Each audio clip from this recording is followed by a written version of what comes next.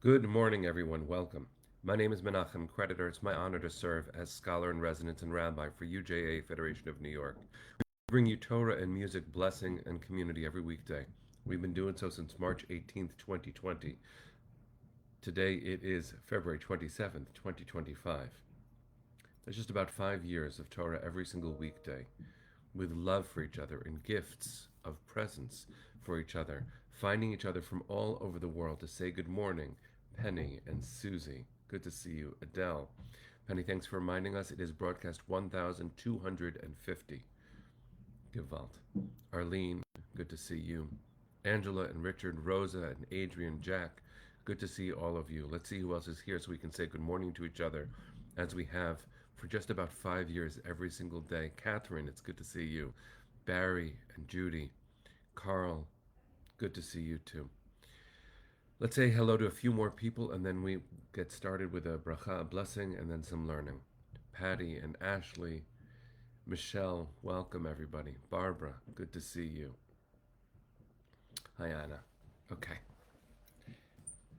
take a breath. We're going to sing a blessing, learn some Torah.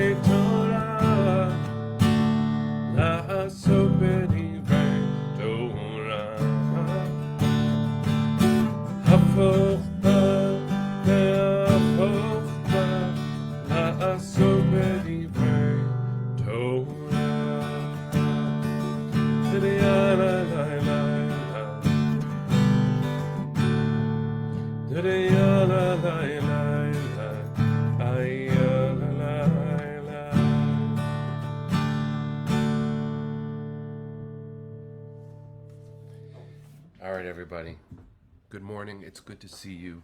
It is broadcast 1250. It is day 510 since October 7th.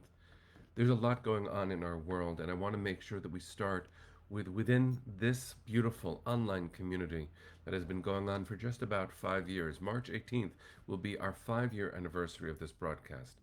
What an incredible, incredible milestone for a global community that came together in one moment and has seen each other through countless others. Deborah, today is your husband's yahrzeit. May his memory be for a blessing. It is so good to be with all of you. And I wanted to make sure that we don't lose our personal life stories as we continue viscerally feeling our people's life moment.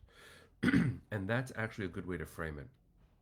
We are friends in a collective life moment. And last night I was so blessed to sit with Mayan Snapir, who is a young woman living her life right now to bear testimony to her family. She is the granddaughter of Oded Lifshitz of blessed memory. She was in conversation with an activist, a Columbia student, a freshman named Maya, who interviewed her at UJA.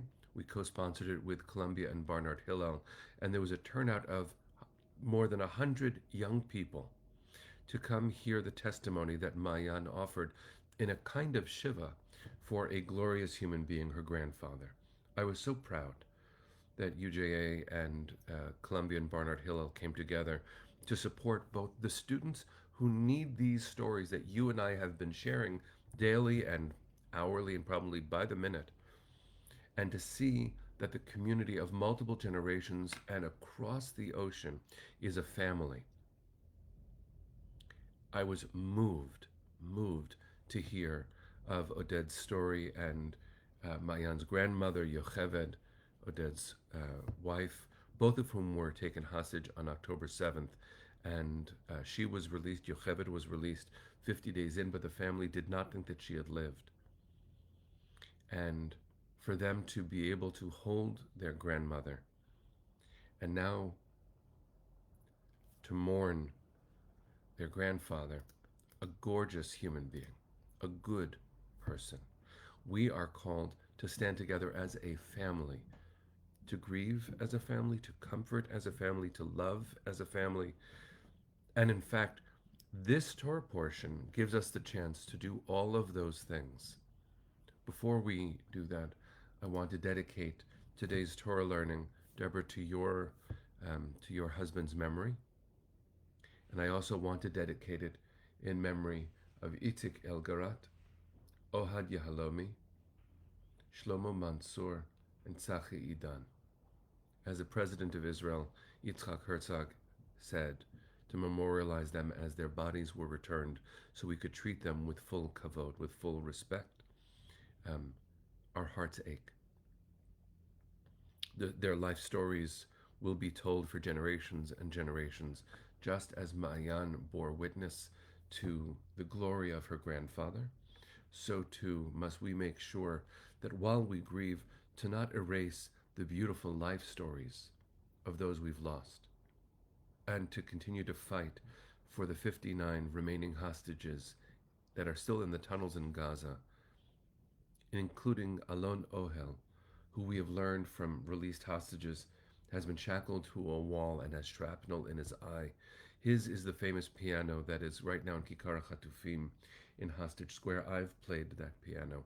Countless others have played that piano. All of the hostages are our sisters and brothers, and all of them need continued attention. We are called to be family. I had a disagreement with someone yesterday that I'd like to share and then move to the Parsha. The disagreement was with someone who has learned Torah with me for a long time. And I was wearing, as you might remember, an orange tie in solidarity with the Bibas family to remember Shiri and Ariel and Kfir, along with millions of others all over the world. Landmarks in countless cities, including the Empire State Building, were lit up orange. Our hearts, our broken hearts, were and remain orange. So I began this specific lesson yesterday with grief, and I said, I'm just going to do my best. This is a very sad moment. And someone said to me in a group, you know, Rabbi, there is more in the world that deserves our attention than Israel. And I'm not denying the truth of what the person said, but I want to frame it in a way that gives us space, even 510 days later, to remember that we are in a quasi-shiva as a people and in a quasi-state of aninut. I've spoken about this here and there, and so if you know about this, I hope you don't mind the repetition, but it is a powerful reminder that though it has been 510 days, the indeterminate experience of this, the gray, the knowledge that there are some living, some who are not, when bodies are brought back, when we have to deal with the moral consequences of releasing murderers so that we can bury our beloveds. All of this is so fresh and raw. No matter how long it has been, this is our family. And now, Angela, exactly as you said, pain does not need to be equivocated. And Ashley, thank you for the comfort. I'm not sharing it because I need that, even though I appreciate it very much. I'm sharing it because when we visit a Shiva home, right, someone who has had a loss in conventional spaces, conventional losses, which are all incredibly serious and heavy. When we visit a home that is in Shiva, we do not go into that home and say, don't you care about some other concern? And the answer is, of course I do, but I can't right now. There is also, even though I teach and advocate for expansive, heartfelt living, that we need to have enough compassion for ourselves and for the other, for our pain to be denied, the freshness of the pain 510 days later is to not be seen fully. And among the most important things that have at least become very clear to me in these 510 days is that Zionism is another word for Jewish dignity on earth. Why do I say this? Because ultimately the world did not, before political Zionism took root, and even since, see Jewish pain as equal to the pain of others. Jewish vulnerability required a place of safety, a safe haven, the return to our indigenous home, in order for us to not need their affirmation. I know this is a strange way to frame it, and it's not really a therapeutic processing, though this helps. I want to make sure that this learning we do, this journey that we are on, this community we have created, is born of course, the universalistic impulses within Jewish tradition. Our greatest concern is humanity. But as part of that family, part of the human family, we are called to do nothing less than make sure that we are seen also as fully human. In order to be a blessing in the world, we must be in the world. And so I bless us at core, at a basic level, to never, never have our dignity undermined and never allow it to be questioned. Our pain for our family is the natural right of any person's pain for their family. And so it is so important to reinforce this. Of course, this week's Parsha is all about this, not the pain part, but think about the Israelites in the desert who are building a holy community for the first time after generations of indignity. The vulnerability and the powerlessness of being enslaved. Consider what it was to be the Israelites commanded, Vasuli mikdash v'shachanti b'tocham. Make me a holy place. You have the power to make the infinite a space to, you can do that. What an amazing thing to process. We have the capacity to create holiness on earth. We do. They did. We do. And the second half of the verse is so important because it's not that God was going to inhabit the Mishkan, the tabernacle, the way in Aladdin the genie inhabits the lamp, infinite power, itty-bitty living space. That's not what it means. The second half of the verse makes that clear. Vasuli mikdash, you have the power to make holiness real on earth. And if you do that, because I don't need, says God, the space. I fill space, I pervade space. According to the Kabbalists, ein atar panui mine. There is no space devoid of God's presence. What an amazing idea then, that God commands us to build a space for God. Vasuli mikdash v'shachanti b'tocham. Make me a holy space that I will dwell among you. I don't need the space. I am throughout space. But you need to know your power, your capacity to make a difference in this world, to impact this world, to bring holiness into the world, to be a blessing for the world. You have that power. Friends, we have that power. What a gift it is to be commanded.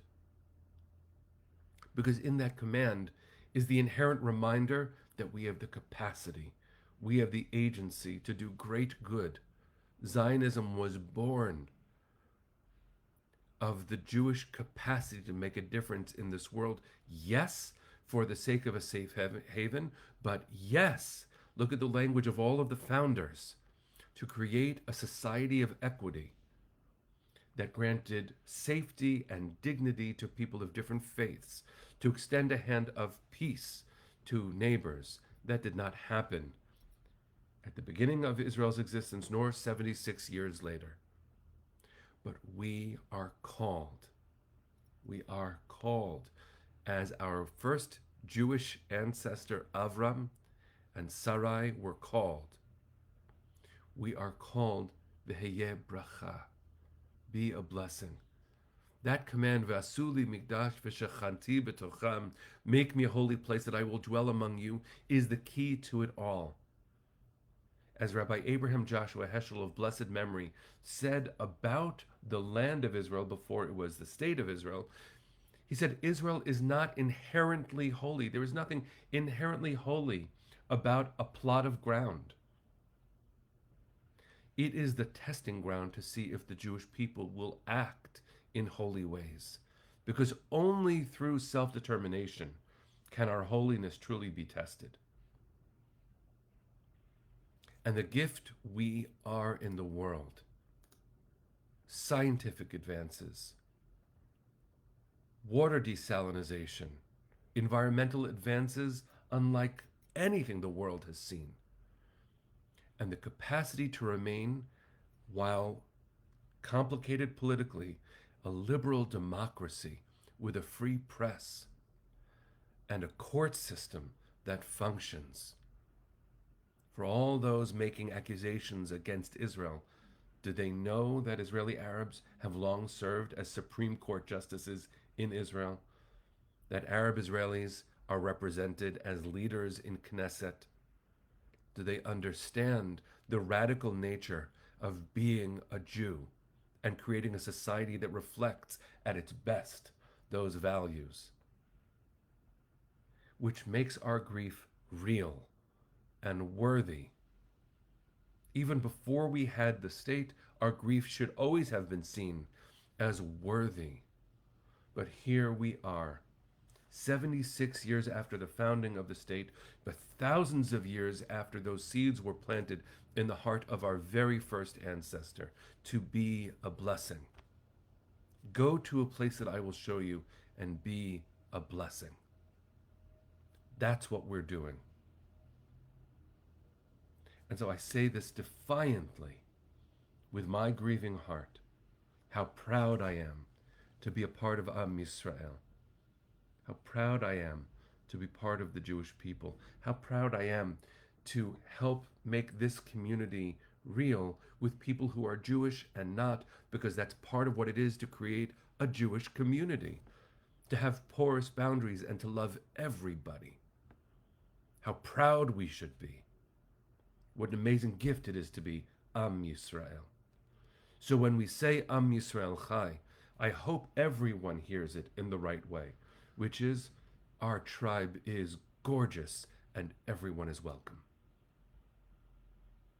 We have so much to be proud of, and that has to animate all the rebuilding we are called to do. Ma'yan Snapir gave wisdom last night in the name of her grandfather. She represents the rebirth in so many ways of Zionism. She said, this was a very powerful thing, and with this I'll close for today. She said that in the past, she had prayed for things. She wasn't particularly religious, I think, in her earlier years, but she had thought of prayer as a thing that she asked of God. And then something came to her. Very moved by what she shared, and I hope that I will share it accurately.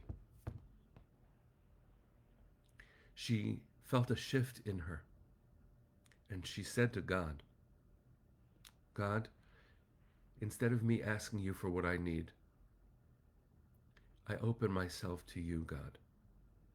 Tell me what it is you need for me to do. What a profound act of courage. What a profound act of grace. What a profoundly beautiful daughter of Israel.